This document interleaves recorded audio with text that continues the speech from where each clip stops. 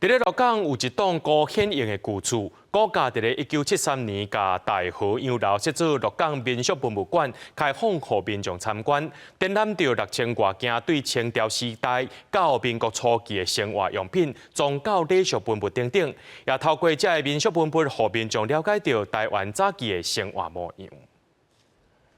古早时代的梅兰桥甲新娘桥，阁有即阵真罕得看的剃头搭、红果。1973年成立的鹿港民俗博物馆，展出6000多件为清代到民国初期遮的清的交通方便、遮的生活用品。来参观的民众就讲，看到遮物件袂输转去囡仔时。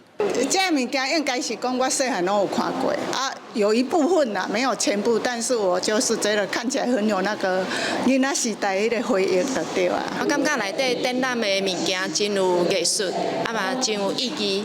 咱会使了解几十年前好野人因兜的物件是真正足精彩的。这栋1919年起好的大河洋楼，过去是台湾5大家族之一鹿港古家高显型的旧厝。洋楼的设计加入文艺复兴时代巴洛克风格，伫1920、30年代是接待贵宾、士绅的重要场所。文物馆也伫今年推出设立50周年的纪念专刊。这个专刊就是讲记录这个洋楼甲这个民俗文物馆过去50年来的这个发展。咱鹿港民俗博物馆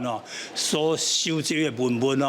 就是生活的文物，生活的食衣住行娱乐、宗教民俗这8种的文物为重要。鹿港民俗文物馆是台湾头一间民间博物馆，除了记录台湾早年的发展历史，文物馆表示，透过生活文物的展出，也会当看到100多年前台湾大户人家的生活。记者杨淑晴综合报道。